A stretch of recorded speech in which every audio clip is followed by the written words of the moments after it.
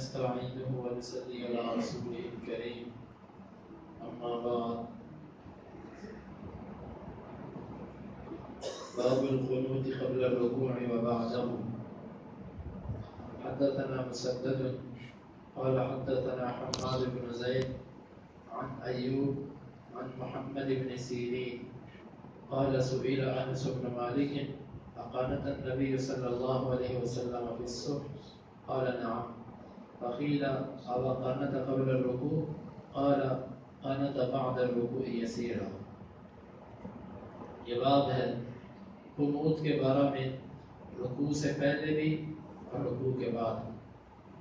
امام بخاری فرماتے ہیں کہ ہمیں بیان کیا مسدد نے، وہ کہتے ہیں ہمیں بیان کیا حماد بن زید نے، وہ ایوب سے، وہ محمد بن سیرین سے، وہ کہتے ہیں کہ انس بن مالک رضی اللہ عنہ سے سوال کیا گیا کیا نبی صلی اللہ علیہ وسلم نے صبح کی نماز میں قنوت کی تھی؟ وہ کہنے لگے جی ہاں۔ تو ان سے کہا گیا کہ یہ قنوت رکوع سے پہلے تھی؟ کہنے لگے کہ رکوع کے بعد تھی اور کچھ دیر تھی۔ امام بخاری رحمہ اللہ نے قنوت کا باب قائم کیا۔ قنوت کا لفظ یہ مختلف معانی کے لیے استعمال ہوتا ہے۔ اس کا مطلب دعا بھی ہوتا ہے، اس کا مطلب قیام بھی ہوتا ہے، اس کا مطلب خشوع بھی ہوتا ہے، اور اس کا مطلب وطر اور تقریباً 10 کے قریب یا اس سے بھی زیادہ معنی کے لیے یہ لفظ استعمال ہوتا ہے۔ یہاں پر امام بخاری نے قنوت کا لفظ لا کر وطر، جس کو قنوت وطر کہتے ہیں، اور قنوت نازلہ جو مسلمانوں پر جب دشمن حملہ کر دے اس صورت میں جو دعا کی جاتی ہے فرض نمازوں میں ہاتھ اٹھا کر، اس کو قنوت نازلہ کہتے ہیں۔ امام بخاری نے دونوں کے متعلق یہاں پر باب قائم کر دیا، اور جو سب سے پہلے حدیث لے کر آئے ہیں وہ حدیث یہ ہے کہ انس بن مالک رضی اللہ عنہ سے پوچھا گیا کہ نبی صلی اللہ علیہ وسلم نے صبح کی نماز میں قنوت کی ہے؟ وہ کہنے لگے جی ہاں۔ پھر پوچھا کہ یہ قنوت رکوع سے پہلے تھی؟ کہنے لگے کہ نہیں، رکوع کے بعد تھی اور کچھ دیر تھی۔ نبی صلی اللہ علیہ وسلم نے یہ قنوت اس وقت کی تھی کہ جب کچھ لوگ آپ کے پاس آئے اور آپ کے قراء کو لے گئے، قاریوں کو لے گئے اور ان کو بحر مونا کے مقام پر جا کر شہید کر دیا۔ ریل اور زکوان ان قبیلوں کا ساتھ ملایا، ان کو شہید کر دیا۔ نبی صلی اللہ علیہ وسلم کو جب ان کی اطلاع پہنچی تو آپ تقریباً 1 ماہ ہاتھ اٹھا کر ان پر بد دعا کرتے رہے۔ انس رضی اللہ عنہ اس واقعے کی طرف اشارہ کر رہے ہیں کہ نبی صلی اللہ علیہ وسلم نے فجر میں قنوت کی ہے اور رکوع کے بعد کی ہے اور کچھ دیر کے لیے کی ہے۔ مطلب جب تک مصیبت اور پریشانی ہو اس وقت تک یہ قنوت کی جاتی ہے، بلا ضرورت بلا حاجت یہ قنوت نہیں ہوتی۔ مسلمانوں پر جب کسی جگہ پر بھی کوئی ایسی کیفیت ہو یہ قنوت اس وقت کی جاتی ہے، اور یہ قنوت رکوع کے بعد کی جاتی ہے، اور یہ قنوت ہاتھ اٹھا کر کی جاتی ہے۔ یہ امام بخاری رحمۃ اللہ علیہ نے اس پہلی حدیث سے یہ بات ثابت کی۔ ویسے یہ باب ہے وطر کا، اور امام بخاری رحمۃ اللہ علیہ جتنی حدیث لے کر آئے ہیں بظاہر ان میں کسی کے اندر بھی قنوت وطر کا ذکر نہیں، تو اس کا جواب شارحین نے یہ دیا ہے کہ آخری حدیث جو ہے اس کے اندر مغرب کا ذکر ہے، اور بعض روایات کے اندر آتا ہے کہ جو مغرب ہوتی ہے یہ دن کا وطر ہے۔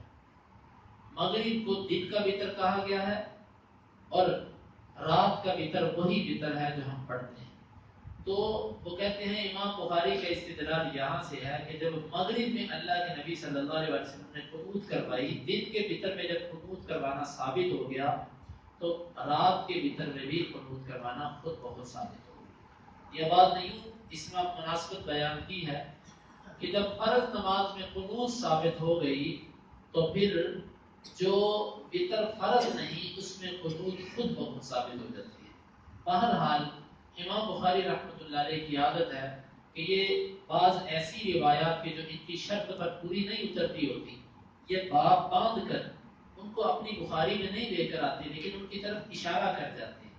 اس مقام پر امام بخاری کا اشارہ جامع ترمذی کی اس روایت کی طرف ہے جس روایت کو حسن رضی اللہ عنہ بیان کرتے ہیں کہ مجھے نبی صلی اللہ علیہ وسلم نے وطر کی دعا سکھائی اور مجھے سکھایا کہ میں اس دعا کو وطروں کے اندر پڑھوں.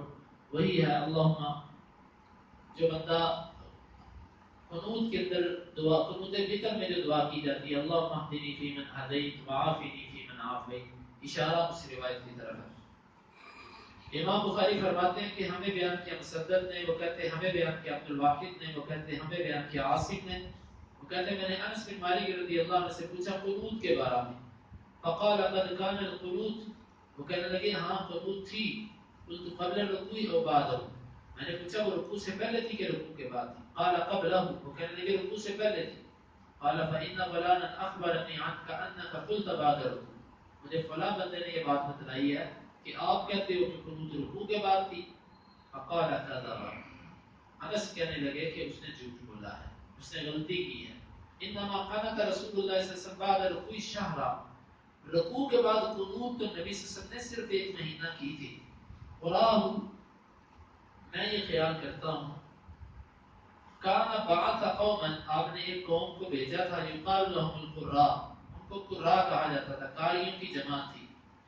زہاء 70 رجلا الى قوم مشرکین، 70 آدمیوں کو، وہ جماعت تھی 70 آدمیوں کی مشرکین کی ایک قوم کی طرف. دون اولئک وکان بینہم وبین رسول اللہ صلی اللہ علیہ وسلم عہد، ان کے درمیان اور ان کے رسول اللہ صلی اللہ علیہ وسلم کے درمیان ایک معاہدہ تھا. فقانت رسول اللہ صلی اللہ علیہ وسلم شہرا یدعو علیہم، نبی صلی اللہ علیہ وسلم نے ایک مہینہ قنوت کی، آپ ان کے اوپر بد دعا کرتے تھے. اس حدیث میں یہ معلوم ہوتا ہے کہ قنوت رکوع سے پہلے بھی کی اور رکوع کے بعد بھی کی. رکوع سے پہلے جو قنوت ہے یہ قنوت وتر ہے. قنوت وتر جو کی جاتی ہے یہ رکوع سے پہلے، اور قنوت نازلہ جو کسی مصیبت اترنے پر قنوت کی جاتی ہے یہ رکوع کے بعد کی جاتی ہے. اور دونوں قنوتوں کے اندر کیفیت کا بھی فرق ہے.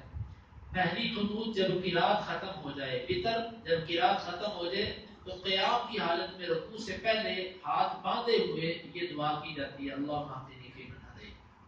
اور دوسری قنوت جو ہے، لیکن وہاں پر بھی بعض لوگ اللہ اکبر کہتے ہیں اور پھر قنوت کرتے ہیں، لیکن وہ اللہ اکبر کہنا کسی مرفوع حدیث سے ثابت نہیں. اس کے بعد قنوت نازلہ یہ رکوع کے بعد کی جاتی ہے اور یہ ہاتھ اٹھا کر کی جاتی ہے. انس رضی اللہ عنہ کی روایت میں دونوں قنوتوں کا ذکر ہے کہ رکوع سے پہلے بھی کی اور رکوع کے بعد بھی کی. اشارہ دے دیا کہ رکوع کے بعد وہ والی قنوت تھی جو آپ نے کسی قوم کے لیے بد دعا کے طور پر کی تھی، اور وہ قنوت نازلہ ہوتی ہے. اور رکوع سے پہلے قنوت وہی قنوت ہے جو وتروں میں کی جاتی ہے. بہرحال یہاں پر بعض صحابہ کا اختلاف بھی ابن حجر رحمہ اللہ نے فتح الباری میں ابن المنذر رحمہ اللہ کے حوالے سے نقل کیا کہ بعض صحابہ وہ قنوت نازلہ کا بھی ان کے بارے میں آتا ہے کہ وہ رکوع سے پہلے کیا کرتے تھے. قنوت نازلہ بھی رکوع سے پہلے کیا کرتے تھے. تو جس طرح کہ عثمان رضی اللہ عنہ کی طرف یہ منسوب ہے کہ وہ رکوع سے پہلے قنوت نازلہ کیا کرتے تھے، اس لیے کہ لوگ زیادہ سے زیادہ رکعت میں شریک ہو جائیں. جب رکوع کر دیا گیا تو رکعت ختم ہو گئی، تو وہ رکوع سے پہلے قنوت کیا کرتے تھے کہ لوگ زیادہ سے زیادہ اس رکعت میں شریک ہو جائیں. مختصر یہ ہے بات کہ وہ قنوت جو قنوت نازلہ ہے اس کے بارے میں اختلاف ہے کہ اس کو رکوع کے بعد کیا جائے یا پہلے کیا جائے. احادیث کے مطابق یہ رکوع کے بعد ہے، لیکن بعض لوگوں سے رکوع سے پہلے کرنا بھی ثابت ہے. لیکن رہی قنوت وتر، تو قنوت وتر کا رکوع سے پہلے کرنا ہی ثابت ہے. کوئی ایسی صحیح حدیث نہیں کہ جس میں یہ آتا ہو کہ قنوت وتر رکوع کے بعد ہے. جتنی روایات اہل علم پیش کرتے ہیں ان روایات میں عموم ہے، ان روایات میں کچھ ایسے الفاظ اور کچھ ایسا اشارہ نہیں ہے کہ جس سے یہ ملتا ہو کہ قنوت وتر بھی نبی صلی اللہ علیہ وسلم رکوع کے بعد کیا کرتے تھے. تو اس لیے ان دونوں روایتوں میں یہی تطبیق بنتی ہے واللہ اعلم بالصواب کہ قنوت وتر جو ہے وہ رکوع کے بعد ہی ہے، اور قنوت نازلہ قنوت وتر رکوع سے پہلے ہے اور قنوت نازلہ رکوع کے بعد ہے. اور بعض صحابہ سے کبھی کبھار رکوع سے پہلے بھی کرنا ثابت ہے لیکن قنوت نازلہ.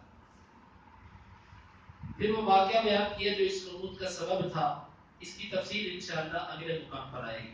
کہ نبی صلی اللہ علیہ وسلم ایک مہینہ ان پر بد دعا کرتے رہے. حضرت امام بخاری فرماتے ہیں کہ ہمیں بیان کیا احمد بن یونس نے، وہ کہتے ہیں ہمیں بیان کیا زائدہ نے تمیمی سے، وہ ابو مجلس سے، وہ انس بن مالک رضی اللہ عنہ سے، قالت النبی صلی اللہ علیہ وسلم شہرا یدعو علی رعل وتقوان، نبی صلی اللہ علیہ وسلم نے ایک مہینہ قنوت کی ریت اور زقوان دو قبیلوں پر، ان پر بد دعا کرتے رہے. پھر اللہ رب العزت نے آپ کو منع کر دیا کہ آپ ان پر بد دعا نہ کریں. امام بخاری فرماتے ہیں کہ ہمیں بیان کیا مسدد نے، وہ کہتے ہیں ہمیں بیان کیا اسماعیل نے، وہ کہتے ہیں ہمیں بیان کیا خالد نے ابو قلابہ سے، وہ انس سے، وہ کہتے ہیں کہ کان القنوت فی المغرب والفجر، قنوت جو تھی وہ مغرب اور فجر میں ہوتی ہے. ویسے اس مسئلے میں اختلاف ہے کہ جب مصیبت آئے تو وہ قنوت کون کون سی نماز میں ہو سکتی ہے. بعض کہتے ہیں کہ جہری نمازوں میں ہو سکتی ہے، فجر میں بھی ہو سکتی ہے، مغرب میں بھی ہو سکتی ہے، عشاء میں بھی ہو سکتی ہے. اور بعض اہل علم کہتے ہیں کہ پانچوں نمازوں میں ہو سکتی ہے، فجر میں بھی، ظہر میں بھی، عصر میں بھی، مغرب میں بھی، عشاء میں بھی. اللہ عالم بالصواب. نبی صلی اللہ علیہ وسلم سے جو قنوت ثابت ہے وہ قنوت جہری نمازوں کے اندر ہے، وہ فجر کے اندر اور مغرب کے اندر. یہ قنوت اسی وقت کی جائے گی جب انسان کے اوپر، مسلمانوں پر کسی قسم کی مصیبت آئے. حافظ ابن حجر رحمۃ اللہ علیہ نے ان احادیث کو بیان کرنے کے بعد وہ کہتے ہیں خلاصہ یہ ہے کہ وہ قنوت جو مصیبت کے وقت کی جاتی ہے، حاجت کے وقت کی جاتی ہے، وہ قنوت رکوع کے بعد ہے. اور وہ قنوت جو مصیبت اور حاجت کی وجہ سے نہیں ہوتی، مثلا قنوت وتر، یہ قنوت وتر رکوع سے پہلے ہے.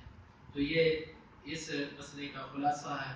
اللہ تعالیٰ میں کتاب و سنت کو سمجھنے کی اور اس پر عمل کی توفیق عطا فرمائے. اس اعتبار سے وتر کے ابواب مکمل ہوئے. وتر کی قضائی کا مسئلہ باقی ہے کہ اگر کسی بندے کا وتر رہ جائے تو وہ کیا کرے. اس میں نبی صلی اللہ علیہ وسلم کا جو طریقہ تھا، جس طرح حدیث کے اندر آتا ہے کہ جو وتر سے سویا رہ گیا یا وتر بھول گیا، اس کو جب یاد آئے اس وتر کو پڑھ لے. اب حدیث میں عام ہے، اس میں دن اور رات کی تخصیص نہیں ہے، لیکن بعض اہل علم یہ کہتے ہیں کہ اگر تو فجر تک، فجر کی نماز تک اس کو یاد رہا وتر، تو وہ وتر ہی پڑھے گا. لیکن جب دن چڑھ گیا تو دن چڑھنے کے بعد پھر وہ وتر نہیں پڑھے گا، بلکہ اس کی جگہ پر وہ جفت رکھتے پڑھے گا، مطلب 12 رکھتے کو پڑھے گا. اللہ عالم بالصواب. حقیقت اللہ تعالیٰ کو معلوم ہے، ہمیں یہ معلوم ہوتا ہے، ہمیں یہ سمجھ آتی ہے کہ یہ جو 12 رکھتے ہیں یہ تہجد کی، قیام اللیل کی قضائی ہے. جس کی تہجد چھوٹ جائے وہ 12 رکھتے پڑے گا. رہا وتر تو وتر کی قضائی اپنی جگہ پر باقی ہے. وتر کو وتر کی شکل میں پڑھا جائے گا. جو علماء کہتے ہیں کہ دن میں وتر نہیں پڑھا جا سکتا، وہ 2 رکھتے پڑے گا یا 4 رکھتے پڑے گا. ان کے پاس کوئی ایسی دلیل نہیں ہے میرے علم کے مطابق کہ جس نے نبی صلی اللہ علیہ وسلم سے ثابت ہو کہ آپ نے یہ فرق کیا ہو کہ جب وتر دن میں پڑھو تو جفت پڑھو اور جب رات میں پڑھو تو اس کو وتر. جس کا وتر رہ گیا اس کو جب یاد آئے وہ وتر ہی پڑھے گا، وہ اسی طریقے سے پڑھے گا جس طریقے سے پڑھتا ہے، 1 پڑھے یا 3 پڑھے. دوسری بات، وتر کو جان بوجھ کر چھوڑنا یہ مناسب نہیں ہے. وتر کا افضل وقت یہ ہے کہ اس کو رات کے آخری حصے میں فجر کی اذان سے پہلے پڑھا جائے. لیکن اگر عشاء کے بعد کوئی پڑھ دیتا ہے، سونے سے پہلے پڑھ دیتا ہے اس وجہ سے کہ اس سے بیدار نہیں ہوا جائے گا، تو یہ بھی جواز موجود ہے، وہ پڑھ سکتا ہے. نبی صلی اللہ علیہ وسلم نے ایسا کیا ہے. وتر کے اندر ہاتھ اٹھانے کا مسئلہ، جو علماء وتر کے اندر ہاتھ اٹھاتے ہیں، ہاتھ اٹھانے کی کوئی دلیل موجود نہیں ہے. یہ اس قنوت وتر کو قنوت نازلہ پر قیاس کرتے ہیں. جس طرح قنوت نازلہ میں ہاتھ اٹھائے جاتے ہیں اس طرح وہ بھی ہاتھ اٹھاتے ہیں. لیکن ایسی کوئی صریح دلیل موجود نہیں کہ نبی صلی اللہ علیہ وسلم وتروں میں بھی ہاتھ اٹھاتے ہوں یا آپ وتر رکوع کے بعد کرتے ہیں. وتر جس طرح کہ آپ نے پڑھا پیچھے کہ 1 رکعت، 3 رکعت، 5 رکعت، 7 رکعت اور 9 رکعت تک یہ وتر پڑھا جا سکتا ہے. یہ نبی صلی اللہ علیہ وسلم کا طریقہ تھا. 3 وتر پڑھنے کا طریقہ یہ ہوتا تھا کہ آپ درمیان میں تشہد نہیں کرتے تھے، 3 رکعتیں اکٹھی پڑھا کرتے تھے. آپ نے وتر کی نماز کو مغرب کے ساتھ مشابہت دینے سے منع کیا. مغرب کے ساتھ مشابہت تبھی بنتی ہے کہ جب آپ درمیان میں تشہد کرو اور پھر اٹھ کر 1 رکعت، یہ مغرب سے مشابہت بن گئی. اس سے نبی صلی اللہ علیہ وسلم نے منع کیا. افضل طریقہ یہ ہے آپ 2 رکعتیں پڑھ کے سلام پھیریں اور پھر 1 رکعت وتر علیحدہ پڑھیں. لیکن اگر آپ 3 رکعتوں کو ملا کر پڑھتے ہیں تو جواز موجود ہے، لیکن درمیان میں تشہد نہیں.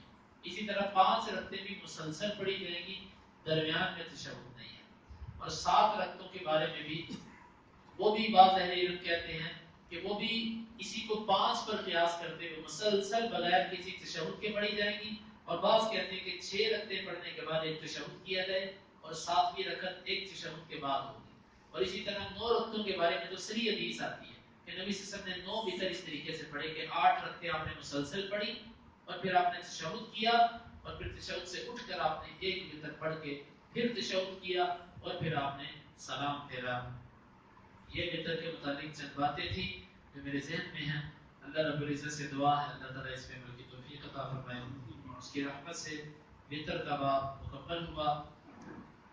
کل انشاءاللہ العزیز ابواب الاستسقاء یعنی بارش طلب کرنے کے ابواب، جب بارش نہ ہوتی ہو اللہ سے بارش طلب کرنا، اس کا کیا طریقہ ہے، اس کے مسائل انشاءاللہ کل سے شروع ہوں گے. اللہ رب العزت سے دعا ہے کہ اللہ تعالیٰ اس پر عمل کی توفیق عطا فرمائے. اللهم انفعنا بما علمتنا وعلمنا ما ينفعنا وزدنا علما. اللهم اقسم لنا من خشيتك ما يحول بيننا وبين معاصيك ومن طاعتك ما تبلغنا به جنتك ومن اليقين ما تهون به علينا مصائب الدنيا. متعنا اللهم بأسماعنا وأبصارنا وقوتنا أبدا ما أحييتنا واجعله الوارث منا واجعل ثأرنا على من ظلمنا ولا تجعل مصيبتنا في ديننا ولا تجعل الدنيا أكبر همنا ولا مبلغ علمنا ولا تسلط علينا من لا يرحمنا. وآخر دعوانا